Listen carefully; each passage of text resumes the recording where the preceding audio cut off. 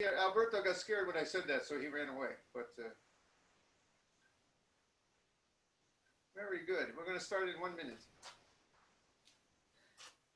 Hello, Asian. Yashkin, good to see you. I was talking to Danny yesterday. If you want to, in July, I think we're going to start sittings here at the Zendo again, but I'll have you sitting outside on the porch, kind of separate. So it's a covered area, but it's right out the front door. You know what it looks like. So we'll still do some distancing, but Scuba Zendo will be open again. Okay, yes, it's Yes. very good news. Let's get started. Oh, I forgot my candle. Give me 1 moment.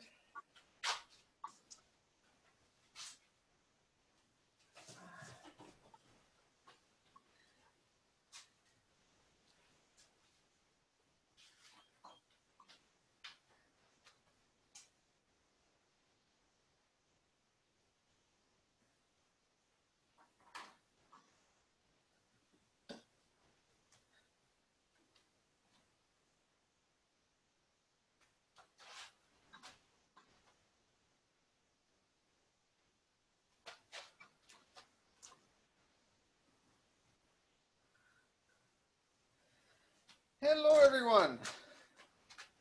Well, as many of you know, I think you saw the posting. Today is our Bring Your Own Buddha, which I intentionally chose as kind of an ugly term. I'll explain that in my talk.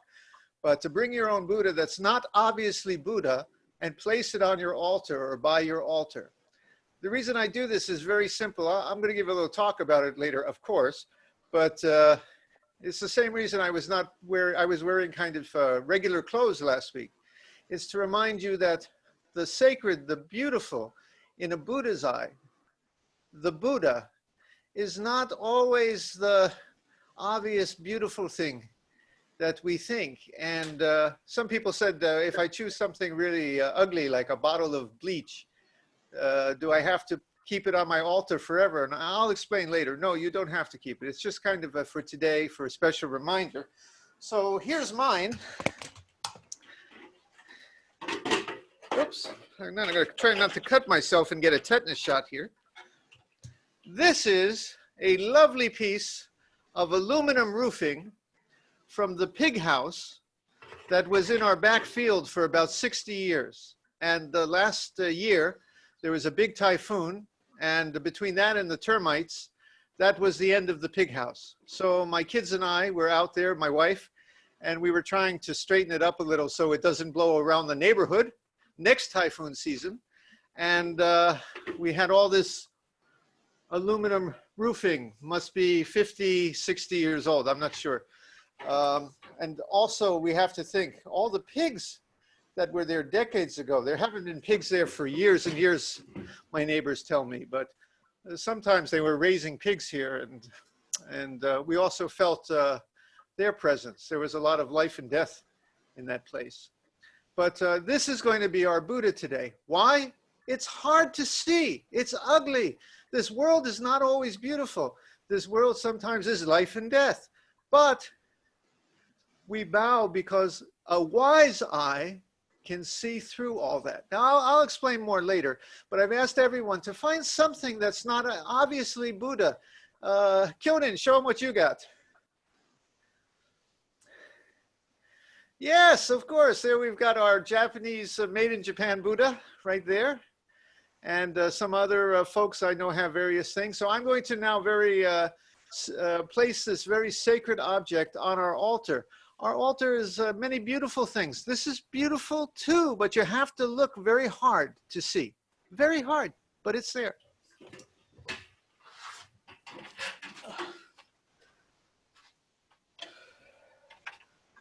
I'm going to hold it like a sacred scroll.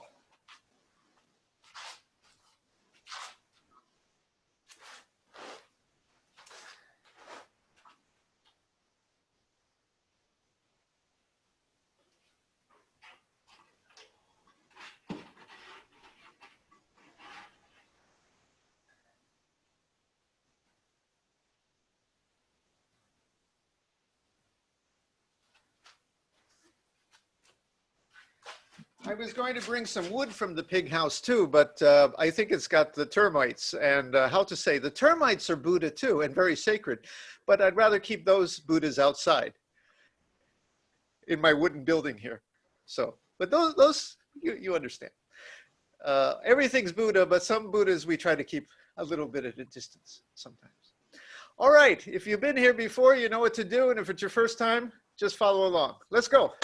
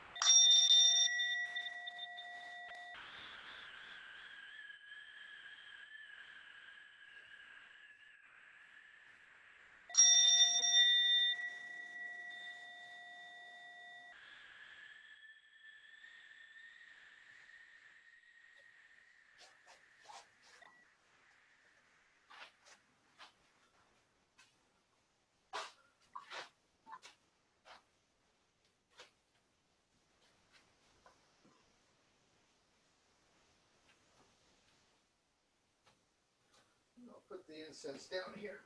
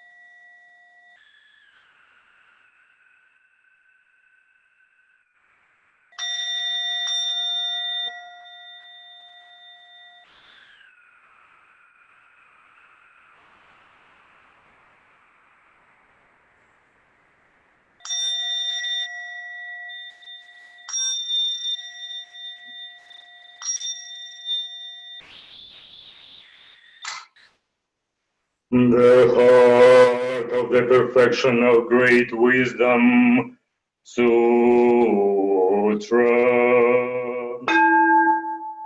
Avalokiteshvara Bodhisattva, awakened one of compassion in Prajna Paramita, body practice of perfect wisdom, perceive the emptiness of all five conditions and was free of suffering. O Shariputra, form is no other than emptiness, emptiness, no other than form. Form is precisely emptiness, emptiness, precisely form. Sensations, perceptions, formations, and consciousness are also like this.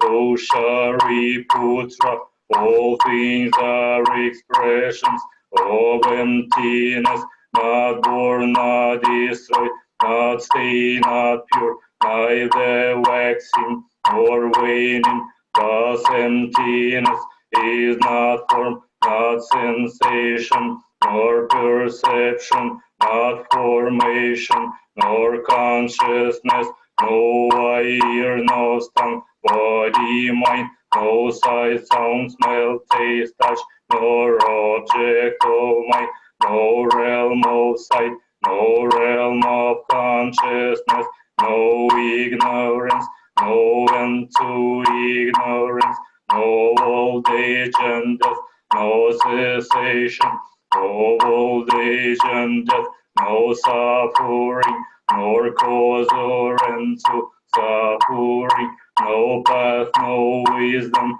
and no gain, thus bodhisattvas live this prajna paramita with no hindrance, oh mind, no hindrance, therefore no fear, far beyond all delusion.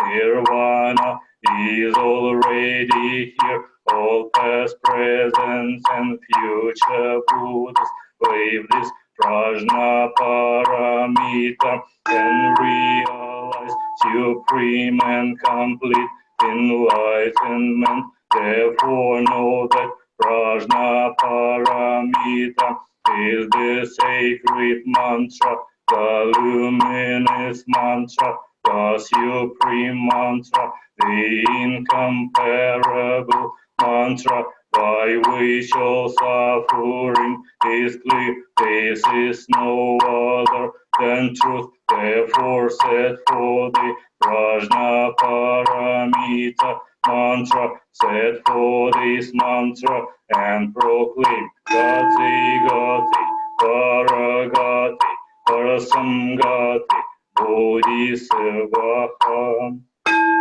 Anya Shinyu.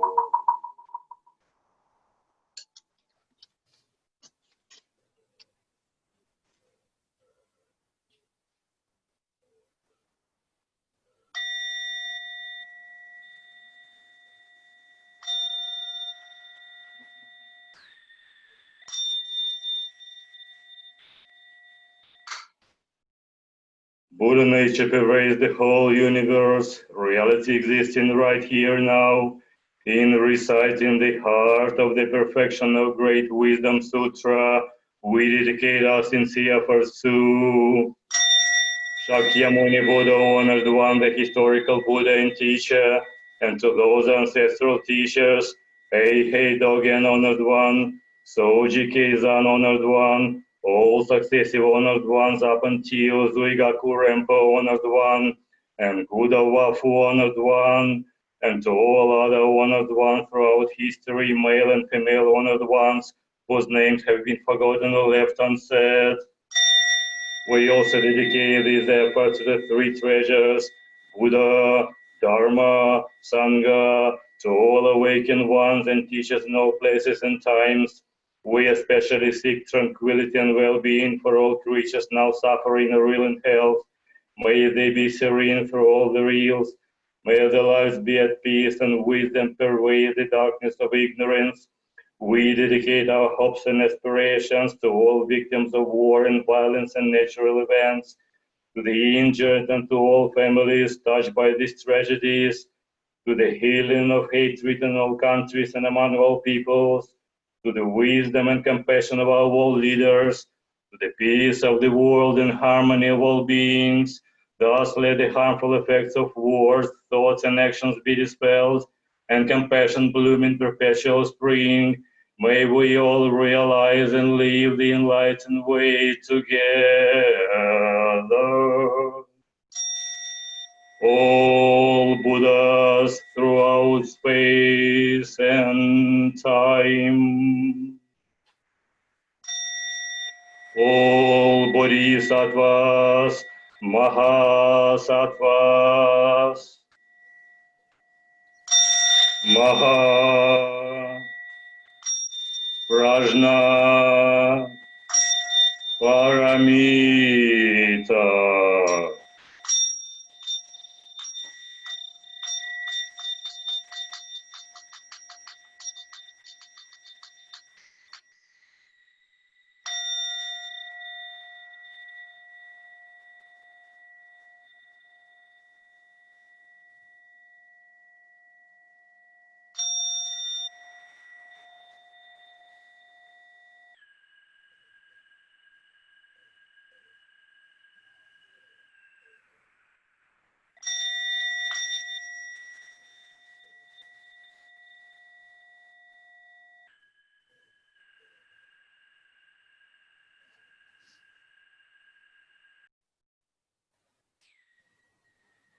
Zazen?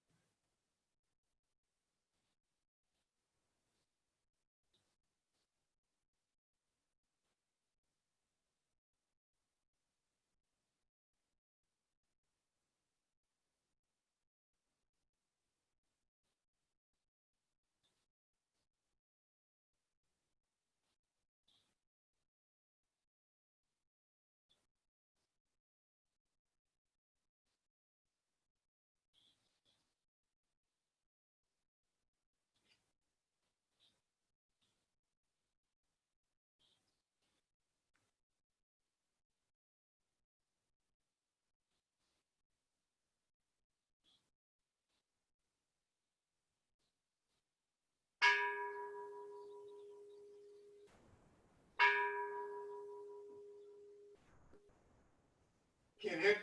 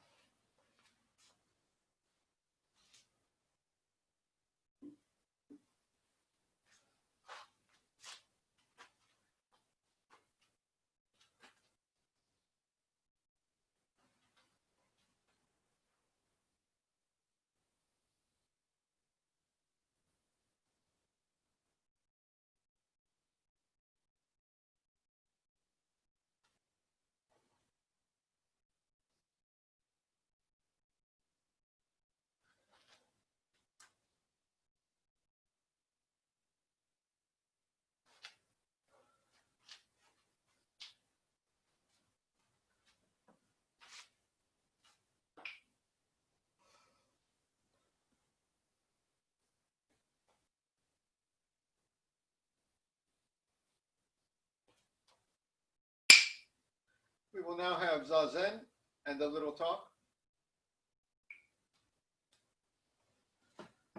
Alberto, you don't walk Kin-Hin? You're not the Kin-Hin guy? I recommend Kin-Hin, it's good. Zazen in motion.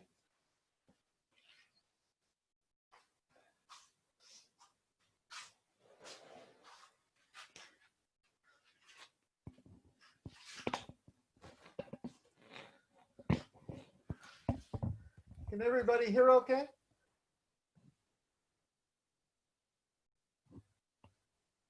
I can't see. Can everybody hear? Okay.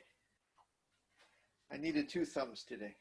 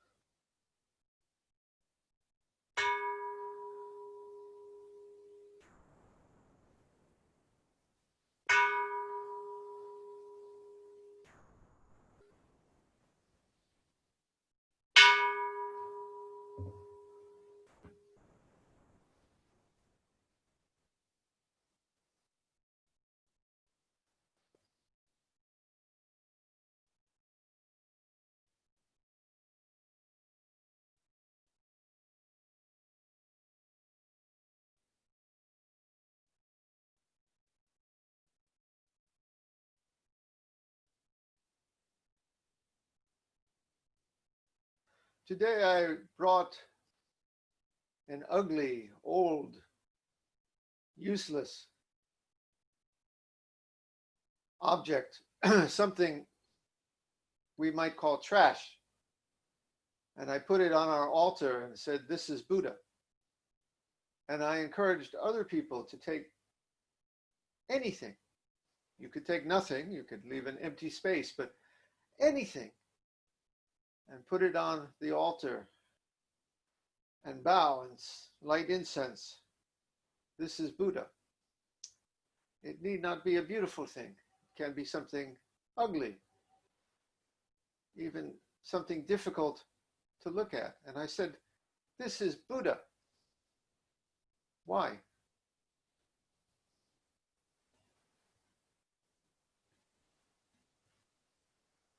It's not simply because in Zen we learn to sit with equanimity and accept everything as it is. It's not because we just look and say, well, ugly is just ugly, nothing to be done. Truly, our practice is to find a shining light, a goodness and a beauty that shines through and as all the things of this world that the human mind decides is both beautiful or ugly. Sickness and health, peace and war, love and hate. I'm here to tell you that there's something, a light that shines through all this. And that's why I asked you to bring something to remind yourself that Buddha doesn't always look like Buddha. Sometimes Buddha is very hidden to our eyes. The lesson today is that not everything we consider beautiful or ugly is that same way in a Buddha's eye. A Buddha's eye holds both the beautiful and the ugly. And truly, even the ugliness, the violence, the greed, the hate is Buddha, but so very hidden to our eyes. Better said, we could say that the ugly is Buddha, but Buddha is not the ugliness. That sounds like a koan, because it is, but maybe I can explain.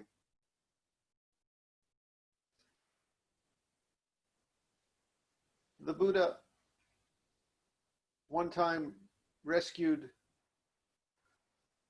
what we would call today a bandit, a serial killer, Angulimala, who was responsible for countless deaths. And by the end of his life, this same Angulimala had become an arhat. First, he became a Buddhist priest, a student of the Buddha, and soon the former killer was a Buddhist saint. And the reason is that the Buddha knew that beyond the ugly, beyond the violence, beyond the hate, there truly is Buddha nature. But it doesn't always manifest to our eyes. And that's why we might say that even the people in this world who do ugliness because of hate and greed, violence in their heart, divided thinking, they are Buddha, but they don't act like it.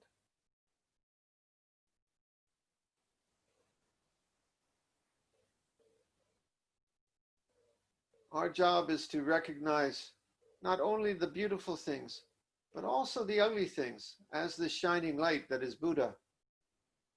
And then our job, our practice, is to act like it.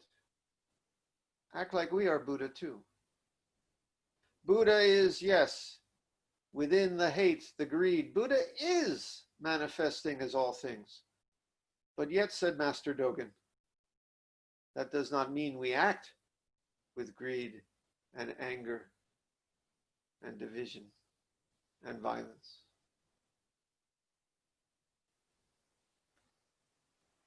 I first thought to call today BYOB, bring your own Buddha, because then I thought that's in very poor taste. You know, we have many members of the Sangha who are fighting with addiction issues, and it really means bring your own booze, bring your own bottle. So maybe I should change that. But then I thought, no, that's the perfect thing, you know. Even the addiction, even the booze, even all the damage that did, the light, the Buddha was shining within. But because of human foolishness, stupidity, addiction, excess desires, it was so hidden.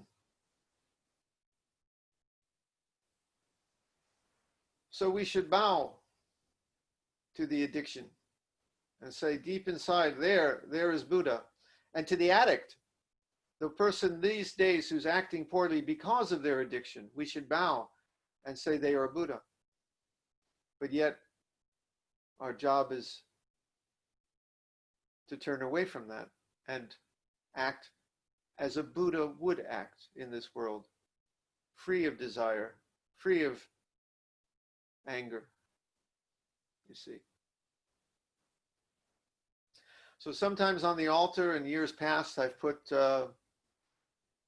symbols of war and peace. I once put Osama bin Laden and George Bush up on the altar. That caused, there were some people who actually walked out of that Zazenkai. They wouldn't join in the ceremony. And I understand. It was a very touchy time right after 9/11. Right now, I might put that plague that's going around the world. I keep telling you that is really Buddha, Canon, Bodhisattva in other guise. It's hard to see. beyond the war, the peace, the anger, the me versus you, the life and death, there is something. And that is what we're bowing to, that's at the heart of all that. And we honor that. And yet, we do not act like that. I told you outside when I was bringing the tin roof in here, and then the pieces of wood from our old pig house, I decided not to because there are termites. And in this wooden building, I don't need to have those. So I'll say it like this. The termites are Buddha, but there's no reason to invite them in. Your thoughts of greed and anger and ignorance are Buddha, and yet they're not. Don't invite them in. Like that.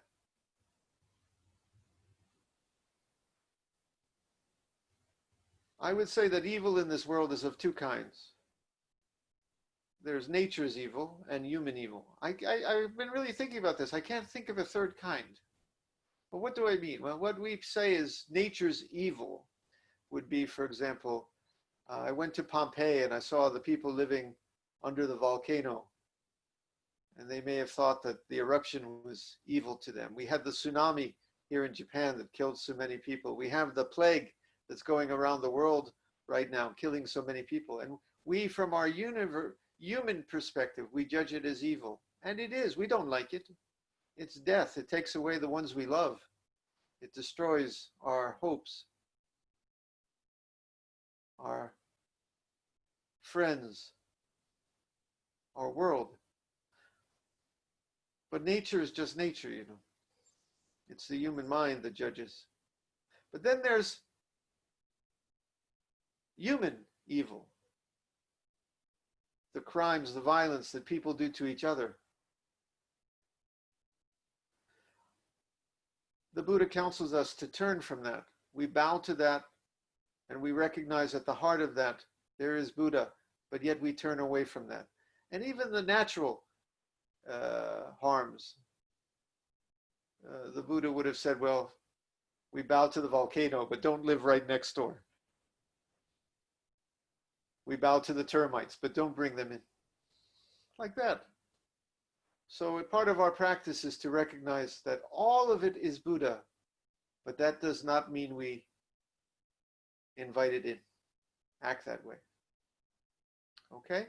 So this is why I brought this old bit of rusty tin to the altar and said it's Buddha. Buddha is not obvious. Buddha is not anywhere but here. There's not a damn thing that's not Buddha, the wholeness, the goodness, the light.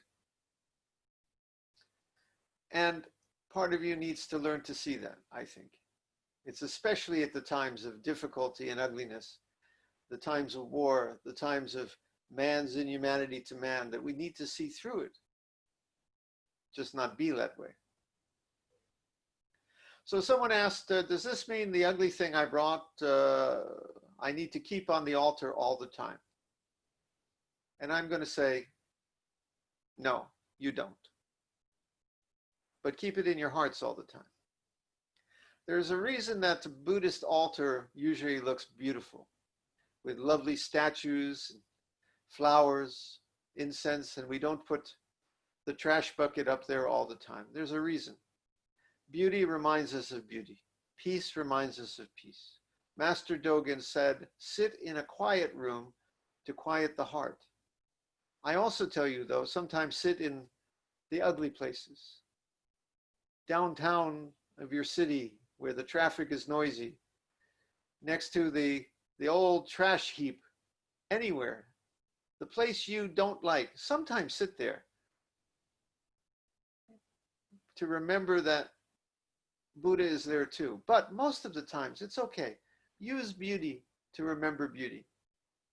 You don't have to keep the ugly things around all the time. There are people who have told me that there's so much ugliness in their life, they would prefer not to invite more in. And I can understand that. That's fine. But I want you to know that the ugliness too is not only what you think it is. See past it, see through it. I'm going to break off a little bit of this tin plate before I take it to the recycling yard, and I'm going to keep it somewhere on our altar, just a little tiny piece, just as a reminder. Okay? So everything is Buddha. Let's act that way, huh? Let's sit.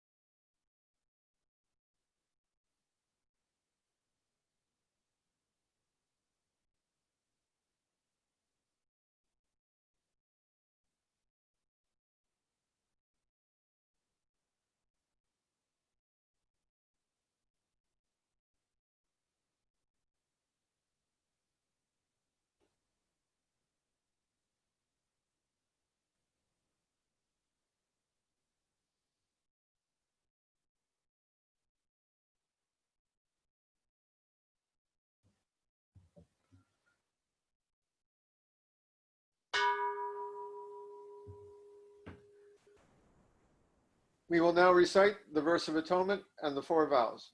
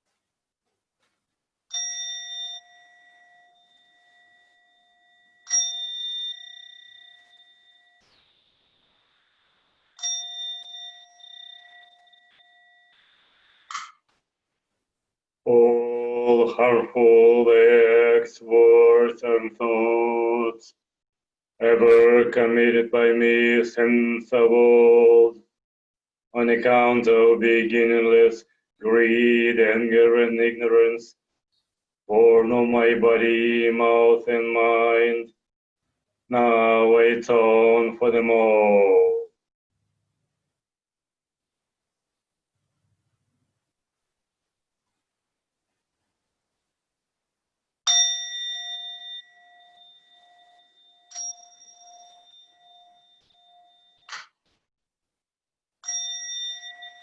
To save all sentient beings, though beings numberless, to transform all delusions, though delusions inexhaustible, to perceive reality, though reality is boundless, to attain the enlightened way, a way unattainable, to save all sentient beings, though beings numberless, to transform all delusions, though delusions inexhaustible, to perceive reality, though reality is boundless, to attain the enlightened way, way unattainable, to save all sentient beings, though beings numberless, to transform all delusions, though delusions inexhaustible, to perceive reality, though reality is boundless, to attain the enlightened way, a way unattainable.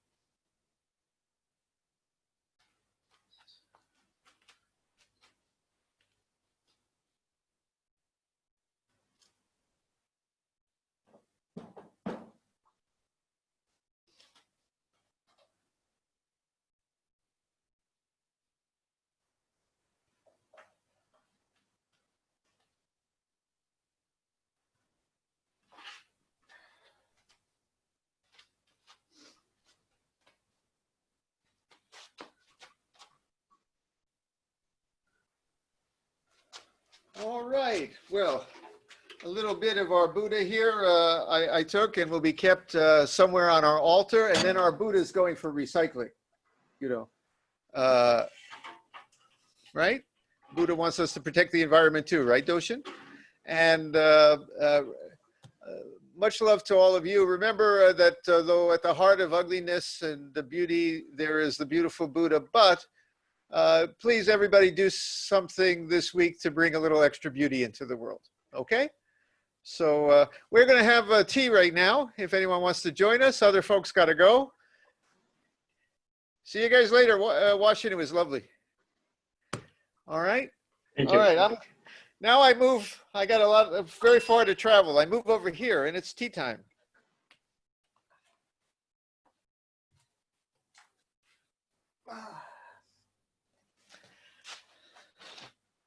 All right.